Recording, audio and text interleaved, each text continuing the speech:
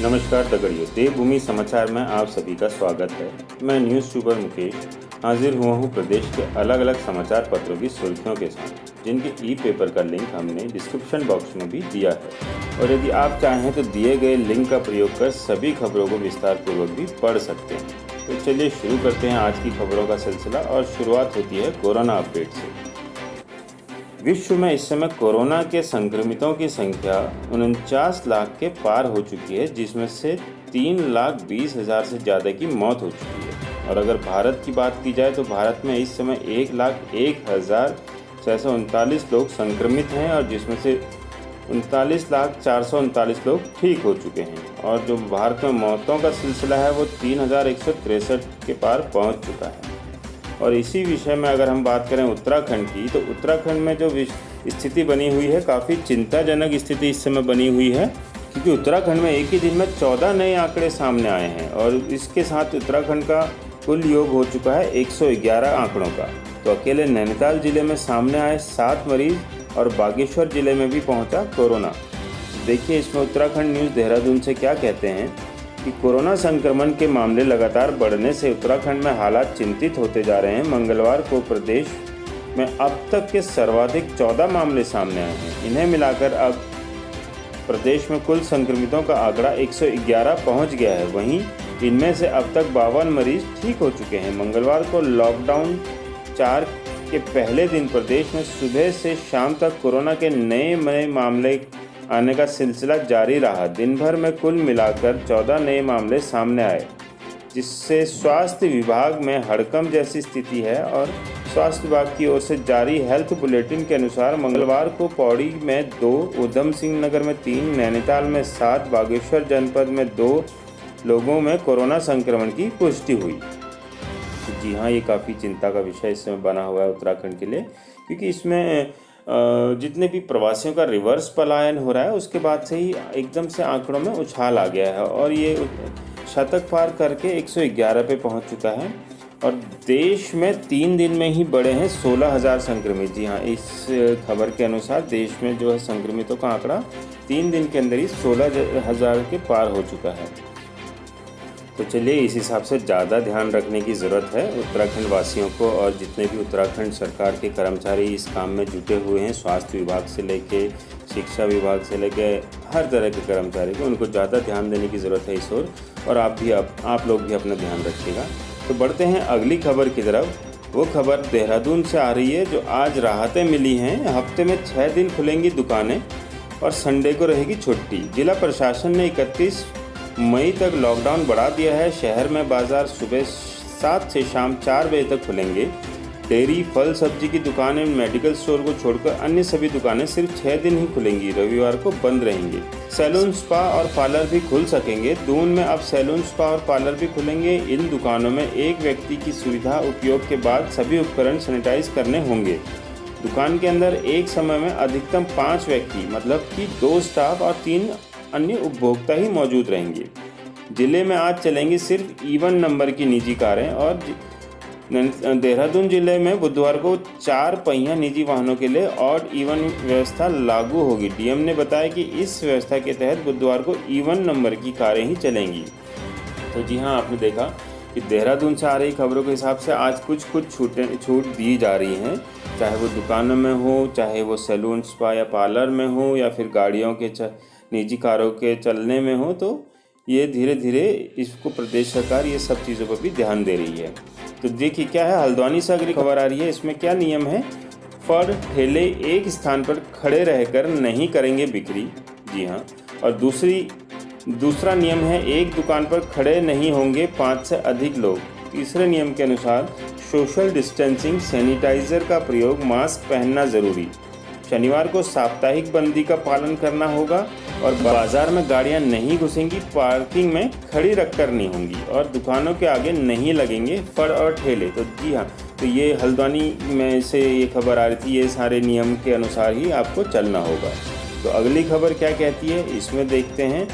बिजली बिल का freeze, lockdown 4 में छूट मिलते ही सुराही और मटकों की बिक्री शुरू हो गई है। मटका विक्रेता योगेश कुमार प्रजापति ने बताया कि वह रोज़ 1000 से लेकर 1500 रुपये तक की बिक्री कर लेते हैं। तो ये इस समय जिस हिसाब का मौसम बना हुआ है उस हिसाब से ये एक बिना बिजली का फ्रिज का काम करता है। तो अगली खबर के हिसाब से कोरोना जांच में हिमाचल से पिछड़ा उत्तराखंड। तो ये देखिए, कोविड के खिलाफ जंग में उत्तराखंड संक्रमण की जांच करने में वह पड़ोसी राज्य हिमाचल से पिछड़ गया है। 3 हिमालयी राज्यों की तुलना में उसका प्रदर्शन कमज़ोर रहा है। उत्तराखंड में प्रति लाख लोगों पर 119 टेस्ट हो रहे हैं, जबकि हिमाचल में यह आंकड़ा 264 है। हिमाचल में कोरोना की जांच के लिए 4 प्रयोगशालाओं को मान्यता मिली है। उत्तराखंड में एक निजी लैब के साथ 5 प्रयोगशालाओं में टेस्ट हो रहे हैं। इनमें दून मेडिकल कॉलेज अस्पताल, Haldwani medical college, Srinagar medical college और एम्स ऋषिकेश है। लेकिन सैंपलों की जांच की रफ्तार उतनी तेज़ नहीं है जितनी जम्मू कश्मीर, त्रिपुरा और हिमाचल में रही है। जी हाँ, तो ये भी एक उत्तराखंड को इस बारे में सोचना चाहिए कि अन्य हिमालय राज्यों में कोरोना टेस्ट की तुलनात्मक जो है हमारे राज्य में इसका ग्राफ जो है पीछे है। तो आगे बढ़ते हैं, अगली खबर की तरफ हम लोग रुख करते हैं। अगली खबर क्या बता रही है कि रेल मंत्री ने बताया कि जल्द शुरू होंगी online ticket booking. Online ticket booking किस चीज़ के लिए हो रही है? लॉकडाउन 4 में सड़क परिवहन को मिली छूट के बाद अब यात्रियों के लिए रेलवे से भी अच्छी खबर है। 1 जून से 200 नॉन एसी यात्री ट्रेनों का परिचालन शुरू होगा। ये श्रमिक स्पेशल ट्रेनों से अलग होगी। रेल मंत्री पीयूष गोयल ने ट्वीट कर बताया कि इसके लिए जल्द ही ऑनलाइन टिकट बुकिंग शुरू होगी। इन ट्रेनों में नॉन एसी द्वितीय श्रेणी की बोगियां होंगी। रूट की जानकारी अभी नहीं दी गई है। गोयल ने यह भी बताया है कि मंगलवार से 200 श्रमिक ट्रेनें चलने लगी हैं। उन्होंने कहा कि ये संख्या अभी और बढ़ेगी। इसके साथ उन्होंने राज्य सरकारों से अपील की है कि जो श्रमिक रास्ते में हैं उन्हें मेन लाइन स्टेशन के नज़दीक पंजीकृत करें। जी हाँ, तो ये 200 नॉन एसी ट्रेनों की खबर आ रही है कि जो 1 जून से चलाई जाएंगी और जिसके लिए रेल मंत्री ने बताया कि जल्द ही ऑनलाइन बुकिंग की जो सर्विस है वो जल्द ही शुरू होगी। तो चलिए खबरों का सिलसिले को जारी रखते हुए अगली खबर की तरफ रुख करते हैं। अगली खबर के हिसाब से शिक्षकों को क्वारंटाइन सेंटर में ड्यूटी के लिए 2 दिन में पहुँचने के आदेश। 55 वर्ष से अधिक आयु के शिक्षक शिक्षिकाओं को ड्यूटी से रखा है मुक्त। जी हाँ, तो ये खबर आ रही है क्वारंटाइन सेंटर में ड्यूटी के लिए शिक्षकों को 2 दिन के भीतर पहुंचना होगा। वहीं 55 वर्ष से अधिक आयु के शिक्षक शिक्षिकाओं एवं जिन शिक्षिकाओं के 10 वर्ष से कम आयु के बच्चे उन्हें ड्यूटी से मुक्त रखा जाएगा। शिक्षा सचिव आर मीनाक्षी सुंदरम की ओर से इस संबंध में मंगलवार को समस्त जिलाधिकारियों को आदेश जारी किया गया है। शिक्षा सचिव की ओर से जारी आदेश में कहा गया है कि जिन शिक्षकों को ड्यूटी के लिए नामित किया गया उन्हें तैनाती वाले जिले में क्वारंटाइन नहीं किया जाएगा ताकि शिक्षक ठीक से ड्यूटी कर सके। बता दें कि शिक्षक संगठनों की ओर से लगातार इस बात पर नाराजगी जताई जा रही थी कि उनकी प्रवासियों की निगरानी और व्यवस्था के लिए ड्यूटी तो लगा दी गई है, लेकिन जिस जिले में उनकी ड्यूटी लगाई गई है वहाँ जिला प्रशासन की ओर से उन्हें क्वारंटाइन किया जा रहा है। तो जी हाँ, तो ये भी एक खबर आ रही है जिसमें शिक्षकों को क्वारंटाइन सेंटर में जल्द से जल्द ड्यूटी में पहुंचने का आदेश दिए हैं। जहां शिक्षक मौजूद वहां लगाई जाए उनकी ड्यूटी। इसके अनुसार प्रदेश में शिक्षकों को क्वारंटाइन सेंटर में ड्यूटी लगाए जाने पर उनका कहना है कि सरकार कोरोना संक्रमण से न सिर्फ उनकी सुरक्षा के पुख्ता इंतजाम करे बल्कि प्रत्येक शिक्षक को 15 लाख का बीमा कराए और मौजूदा स्थल पर ही उनकी ड्यूटी लगाए। राज्य के शिक्षक संघ के प्रदेश अध्यक्ष कमल किशोर डिमरी के मुताबिक शिक्षकों को जिला मुख्यालय में लौटने का आदेश जारी किया गया है। उन्होंने कहा कि शिक्षकों की मूल विद्यालय में की बजाय जो शिक्षक जहां हैं उसकी उसी जनपद में ड्यूटी लगाई जाए। एक खबर और आ रही है, उसमें है क्वारंटाइन सेंटर बनाए गए स्कूलों में न बुलाएं छात्रों को। अपर राज्य परियोजना निदेशक डॉक्टर मुकुल कुमार सती ने समस्त जिला शिक्षा अधिकारी को दिए दिशा निर्देश में कहा कि गर्मियों की छुट्टियों में छात्रों की मिड डे मील दिया जाना है, लेकिन जिन स्कूलों को क्वारंटाइन सेंटर बनाया गया है उसमें छात्रों को ना बुलाकर स्कूल परिसर के बाहर किसी अन्य स्थान पर मिड डे मील की व्यवस्था की जाए। तो अगली खबर देहरादून से आ रही है जिसमें राज्य के प्रधानाचार्य एसोसिएशन कि प्रांतीय कार्यकारिणी की बैठक में प्रिंसिपलों के समस्त खाली पदों को प्रमोशन से भरने की मांग की गई है। एसोसिएशन की ओर से कहा गया है कि प्रदेश में प्रिंसिपलों की 950 से अधिक पद खाली हैं जिससे शिक्षा व्यवस्था प्रभावित हो रही है। राजकीय इंटर कॉलेज डोभालवाला में आयोजित बैठक में एसोसिएशन ने कहा कि प्रिंसिपलों को शिक्षकों की तरह 3 दिन का विशेष अवकाश दिया जाए। इसके अलावा उनकी छुट्टी को स्वीकृत के लिए इस तरह की व्यवस्था की जाए कि मुख्य शिक्षा अधिकारी इसके लिए सीधे निदेशक को प्रकरण भेजे और अपर निदेशक को केवल सूचित किया जाए। वहीं तदर्थ पदोन्नति प्रधानाचार्य व प्रधानाध्यापक जो इन पदों पर 5 वर्ष की मौलिक सेवा पूरी कर चुके हैं उन्हें मौलिक नियुक्ति दी जाए। निर्णय लिया गया है कि लंबित मांगों को लेकर एसोसिएशन का प्रतिनिधिमंडल शिक्षा सचिव और शिक्षा निदेशालय से मिलेगा। यहाँ तो ये प्रिंसिपलों के खाली पदों को प्रमोशन से भरने की मांग यहाँ पर उठाई गई है। देहरादून से ये खबर थी। और अगली खबर के हिसाब से जी हाँ, यह हरिद्वार से खबर आ रही है। रोड़ी बेलवाला क्षेत्र में 2 मासूम भाई बहन की संदिग्ध हालात में मौत हो गई।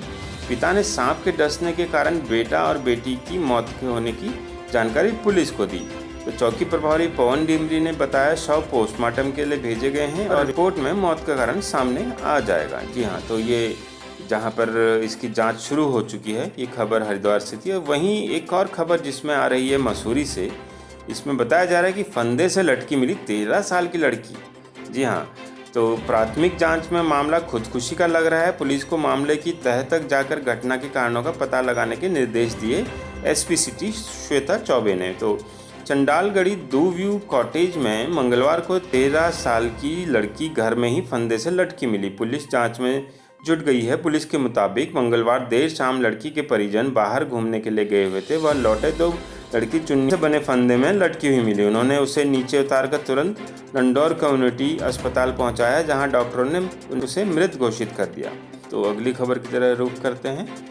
इसमें ये खबर आ रही है रामनगर नैनीताल से। इसमें बताया जा रहा है कि चूल्हे की आग में एक झोपड़ी जलकर राख हो गई। अग्निकांड में झोपड़ी के अंदर सो रहे 6 महीने के बच्चे की जलकर मौत हो गई, जबकि उसकी बहन बच गई। दमकल विभाग की 2 गाड़ियों ने बमुश्किल आग पर काबू पाया। ग्राम बचाई, जिला सोनभद्र, उत्तर प्रदेश निवासी किशनपुर विश्वनाथ पिरूमदारा के भवानीपुर स्थित एक स्टोन क्रैशर में डंपर चालक है। क्रैशर के पास ही झोपड़ी बनाकर पूरा परिवार रहता है।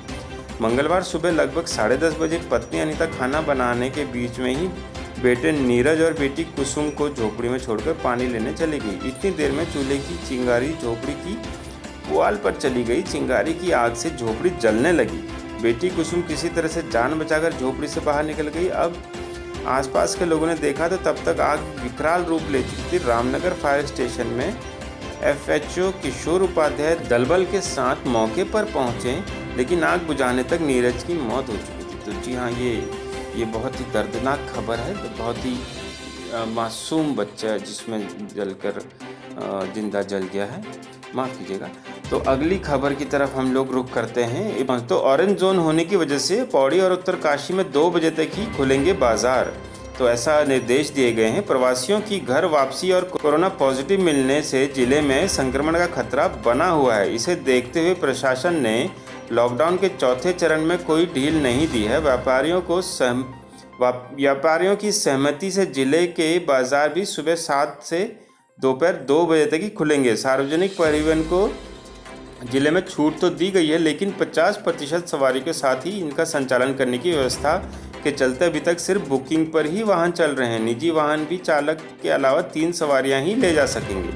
तो ये खबर अभी पौड़ी और उत्तरकाशी से आ रही थी, जो इसको ऑरेंज जोन के चलते सिर्फ 2 बजे तक ही बाजार खुलने के निर्देश दिए गए हैं। तो ग्रीन जोन रुद्रप्रयाग में आज खुलेंगे सैलून व पार्लर, और रुद्रप्रयाग जिले में होटल और रेस्टोरेंट में होम डिलीवरी और सैलून पार्लर भी खुलेंगे। तो ये रुद्रप्रयाग से खबर है।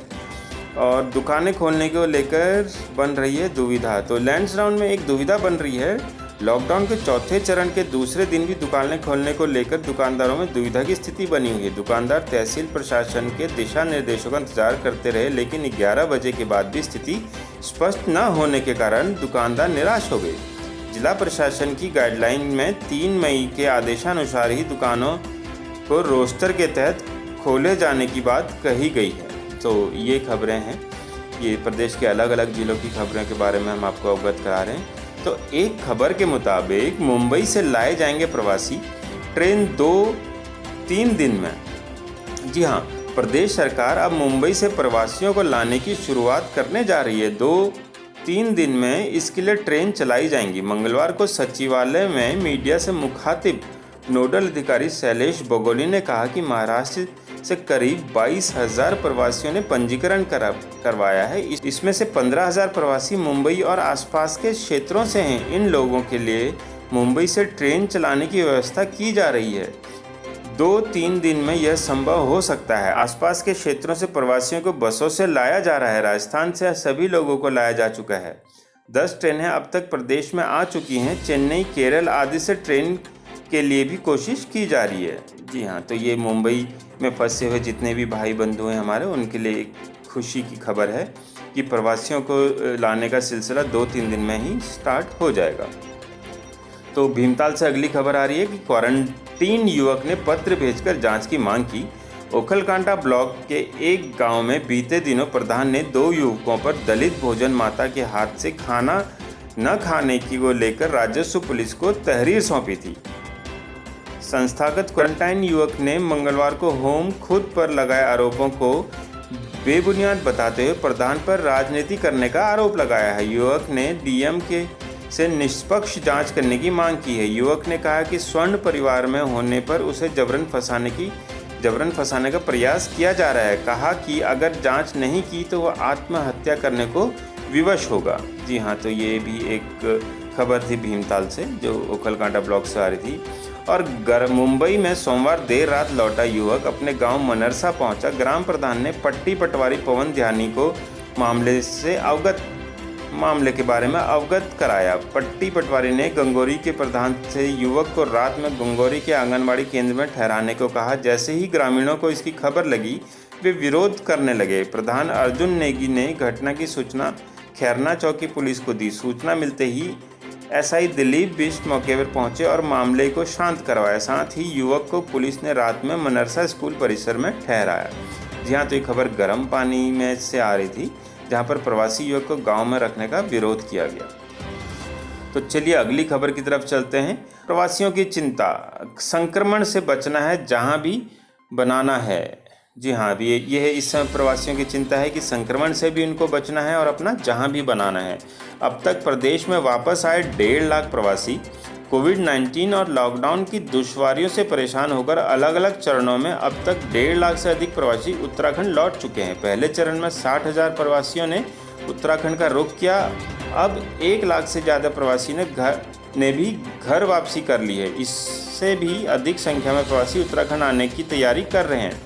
ऐसे में घर वापसी कर रहे प्रवासियों, राज्य में रहने वाले लोगों और उनकी बुनियादी ज़रूरतों को पूरा करने में जुटी प्रदेश सरकार के सामने दिक्कतें अपने अपने ढंग से परीक्षा ले रही हैं। कोरोना संक्रमित राज्यों से लौटे प्रवासियों से संक्रमण के फैलने से रोकना सरकारी तंत्र के लिए सबसे बड़ी चुनौती है। लिहाजा उसकी तैयारी और काम के तौर तरीकों को लेकर सवाल उठ रहे हैं। तो ये भी एक बड़ी खबर आ रही है कि प्रवासियों को किस तरीके से संक्रमण से रोका जाए और किस तरीके से उनके आने वाले जीवन के लिए उनकी अर्थव्यवस्था को ठीक की जाए और भविष्य को संवारा जाए। इस सब चीज़ों के बारे में प्रवासियों को इस समय सोचना है। तो ये एक बड़ी चिंता का विषय है सरकार के लिए और प्रवासियों के लिए भी। तो चलिए रुख करते हैं अगली खबर की तरफ। तो ये खबर आ रही है रुद्रपुर से। लॉकडाउन के दौरान बंद पड़े मकान में घुसकर एक युवक ने 12 फुट लंबी सुरंग खोद डाली। मकान से चोरी छिपे बाहर निकल रहे युवक को आसपास के लोगों ने देखा तो उसकी सूचना मकान मालिक और पुलिस को दी। मौके पर पहुंची पुलिस ने युवक को हिरासत में लेकर पूछताछ की। पुलिस मान रही है कि युवक ने चोरी के इरादे से सुरंग खोदी थी। जी हाँ, तो ये खबर आ रही है रुद्रपुर से। तो युवक को हिरासत में लेकर पूछताछ में जुटी है पुलिस। ये भी एक निंदनीय घटना है जिसमें 12 फुट लंबी सुरंग खोदी गई है। तो अगली खबर के हिसाब से क्वारंटाइन युवक की अटैक से मौत। बेहोश पड़ा मिला था क्वारंटाइन सेंटर में, चाय देने गई पत्नी ने देखा। जी हाँ, तो ये घनसाली टिहरी से खबर है। चमोल गांव में क्वारंटीन किए गए एक युवक की तबीयत बिगड़ने पर उसे जॉली ग्रांट अस्पताल रेफर किया गया, जहां बीती शाम उपचार के दौरान उसने दम तोड़ दिया। चिकित्सकों ने युवक की मौत का कारण शुगर अटैक बताया है। युवक की मौत से चमोल गाँव में मातम पसर गया है। मृतक अपने पीछे बूढ़े माता पिता, पत्नी, एक बेटा और 2 बेटियों को छोड़ गया है। जी हाँ, तो ये खबर घनसाली टिहरी से आ रही थी। इसमें युवक की अटैक के कारण मृत्यु हो गई है। तो बढ़ते हैं अगली खबर की तरफ। ग्राम प्रधानों के लिए मुसीबत बन चुकी है इस समय। सरकार ने कहा कि मुख्यमंत्री राहत कोष से 10-10 हज़ार रुपये दिए जाएंगे। इसी तरह संसदीय कार्य मंत्री ने भी कहा कि ग्राम प्रधानों को पैसा दिया जा रहा है। ग्राम प्रधानों का कहना है कि उन्हें अलग से कोई फंड नहीं मिला है। ऐसे में प्रधानों को अब गांव के लोगों की नाराज़गी का निशाना भी बनना पड़ रहा है। लोगों की शिकायत थी कि प्रधान पैसा खर्च नहीं कर रहे हैं। तो जी हाँ, यही कारण बना है ग्राम प्रधानों की मुसीबत के लिए कि सरकारों ने कहा कि सरकार की तरफ से ये खबर आई है कि 10-10 हज़ार रुपये दिए जाएंगे और प्रधानों को अभी तक ऐसा कोई भी फंड एलोकेट नहीं किया गया है। तो चलिए रुख करते हैं अगली खबर की तरफ। अगली खबर के अनुसार गांव से बाहर की क्वारंटाइन करने की व्यवस्था, ये एक मिसाल बना हुआ है। पौड़ी जिले में भोपाटी गांव में 40 प्रवासियों के लिए बनाई गई रहने की जगह। जी हाँ, महिला ग्राम प्रधान ने अन्य लोगों की मदद से तैयार किए क्वारंटाइन सेंटर।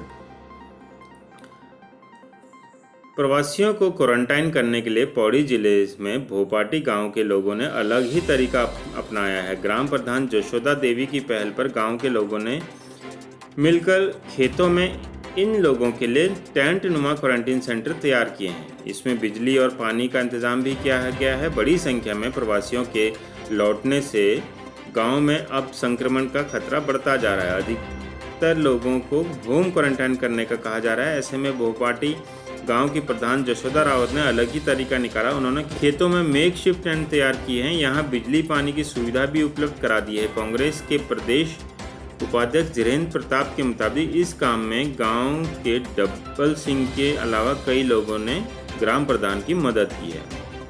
बिल्कुल, ये भी बहुत एक अच्छे पहल की गई है। ये देखिए ये किस तरीके से बनाए गए हैं क्वारंटाइन सेंटर। ये भी बहुत अच्छी पहल है। ये एक मिसाल बन सकती है अन्य क्वारंटाइन सेंटर के लिए, वो भी इस चीज़ को फॉलो कर सकते हैं। तो अगली खबर के हिसाब से 903 प्रवासी पहुंचे टिहरी, कोटद्वार और श्रीनगर। टिहरी और श्रीनगर में परीक्षण कर भेजा गया घर। कोटद्वार से आज भेजे जाएंगे प्रवासी। जी हाँ, तो गोवा से श्रीनगर पहुंचे प्रवासी, ये खबर आ रही है। देश के विभिन्न राज्यों से मंगलवार को टिहरी जिले के 683 प्रवासी गांव लौटे हैं। वहीं कोटद्वार में महाराष्ट्र, गोवा, गुजरात, हिमाचल और देहरादून से 188 प्रवासी पहुंचे हैं। उधर श्रीनगर में भी गोवा से 32 लोग पहुंचे हैं, जिन्हें परीक्षण के बाद उनके गांव भेजा गया है। तो ये खबर टिहरी से थी। और अगली खबर के मुताबिक कि कालाढूंगी और खैरना से आ रही कि कालाढूंगी में आज से बाजार की दोनों ओर की दुकानें खुलेंगी। एसडीएम विनय नाथ शुक्ल और सीओ पंकज गैराला ने नगर पंचायत और व्यापार मंडल पदाधिकारियों के साथ बैठक की। इस दौरान दुकानें खोलने को लेकर व्यापारियों से सुझाव मांगकर अधिकतर व्यापारियों की एक राय होने पर बुधवार से बाजार के दोनों ओर की दुकानें खोलने पर सहमति बनी है। दुकानें प्रतिदिन सुबह 7 से शाम 4 बजे तक खुलेंगी। बैठक में एसडीएम शुक्ल ने बताया कि शर्तों के साथ अब बार्बर की दुकानें भी खुल जाएंगी। उन्होंने बताया कि सब्जी बाजार भी अपने ही स्थान पर लगेगा। जी हाँ, और दूसरी खबर है खैरना बाजार 5 दिन तक बंद रहेगा। गर्म पानी से ही खबर आ रही है। बेतालघाट और रामगढ़ ब्लॉक में 3 कोरोना पॉजिटिव मामले आने के बाद छड़ा खैरना के ग्राम प्रधान कन्नू गोस्वामी ने क्षेत्रीय व्यापारियों से मंगलवार से 5 दिन तक बाजार बंद रखने की मांग की है। खैरना बाजार में रामगढ़ और बेतालघाट ब्लॉक के लोग खरीदारी को पहुंचते हैं। एहतियातन मंगलवार को क्षेत्रीय व्यापारियों ने लोगों की सुरक्षा को देखते हुए मेडिकल सेवाओं को छोड़कर खैरना बाजार की सभी दुकानें बंद रखी हैं। ग्राम प्रधान कन्नू गोस्वामी ने बताया कि व्यापारियों के सहयोग से 5 दिन तक बाजार बंद रखा जाएगा। इस दौरान पूरे बाजार को सैनिटाइज भी किया जाएगा। तो ये अलग अलग जगहों से खबर है। कहीं खुली हैं दोनों तरफ की दुकानें, तो कहीं पे आने वाले 4-5 दिनों तक बंद है दुकानें। और अगली खबर के हिसाब से रोडवेज कर्मियों ने कोरोना काल में मांगा 2 महीने का वेतन। जी हाँ, रोडवेज कर्मचारी यूनियन की याचिका पर सुनवाई। हाईकोर्ट ने सरकार से मांगा जवाब। हाईकोर्ट ने उत्तरांचल रोडवेज कर्मचारी यूनियन की ओर से दायर जनहित याचिका पर सुनवाई के बाद राज्य सरकार व उत्तर प्रदेश सरकार को जवाब दाखिल करने के निर्देश दिए। सुनवाई के दौरान याचिकाकर्ता की ओर से यह भी कहा गया कि राज्य सरकार कोरोना काल में कर्मचारियों को 2 माह का वेतन शीघ्र दे। इसके बाद कोर्ट ने सरकार से जवाब दाखिल करने को कहा है। मुख्य न्यायाधीश रमेश रंगनाथन और न्यायमूर्ति आलोक कुमार वर्मा की खंडपीठ के समक्ष वीडियो कॉन्फ्रेंसिंग के माध्यम से सुनवाई हुई। मामले के अनुसार उत्तरांचल रोडवेज कर्मचारी यूनियन ने हाईकोर्ट में जनहित याचिका दायर कर कहा था कि हड़ताल करने पर सरकार उनके खिलाफ एस्मा लगाती है जो नियम विरुद्ध है। सरकार उन लोगों को हड़ताल करने पर मजबूर करती आई है। याचिका में कहा गया है कि सरकार और परिवहन निगम न तो उनको नियमित कर रहे हैं और न ही उन्हें नियमित वेतन ही दिया जा रहा है। उन्हें पिछले 4 साल से ओवरटाइम भी नहीं दिया गया है। याचिका में कहा गया है कि रिटायर कर्मचारियों के देयकों तक का भुगतान नहीं किया गया है। जी हाँ, ये रोडवेज कर्मियों का अपना दर्द बयान करती है ये रिपोर्ट। तो इसके बाद हम बढ़ते हैं अपने अगली खबर में। तो आज खुलेंगे तृतीय केदारनाथ भगवान तुंगनाथ मंदिर के कपाट। जी हाँ, तो ये सादगी से होगा कपाटोद्घाटन। लॉकडाउन के चलते सीमित ही रहेंगे लोग। ग्रामीणों ने की कोरोना से निजात की कामना। तो ये खबर आ रही है। और अंत में ये खबर आती है कि रुद्रनाथ मंदिर में के आस्था पथ पर पसरे हैं हिमखंड। गोपेश्वर से खबर आ रही है कि ये आप चित्र में देख सकते हैं किस तरीके से बर्फ़ का पूरा पहाड़ है जिस पे ये लोग चले जा रहे हैं। इसमें क्या कि इसके हिसाब से चतुर्थ केदार रुद्रनाथ मंदिर के 22 किलोमीटर के आस्था पथ के 6 किलोमीटर मार्ग पर 3 फीट तक बर्फ जमी है। रुद्रनाथ मंदिर के कपाट 18 मई को खुल गए हैं। डोली के साथ रुद्रनाथ मंदिर के ग्वाड़ गांव के काफ़ी भक्तों ने बताया कि पहली बार रुद्रनाथ के आस्था पथ पर इतनी बर्फ़ बिछी देखी है। बर्फ़ में एक दूसरे को सहारा बनकर हम आगे बढ़े। बुग्यालों में दूर दूर तक फैली बर्फ़ में रास्ता कई बार दिखाई नहीं दिया। अनुमान लगाकर ही सभी लोग आगे बढ़े हैं। तो ये सारी सब आस्था का प्रतीक है ये सब चीज़ें। तो चलिए अब इसी के साथ हम अपनी खबरों को यहाँ पर देते हैं पूर्ण विराम और जल्दी ही आपसे मिलेंगे अन्य खबरों के साथ। तब तक के लिए नमस्कार, धन्यवाद।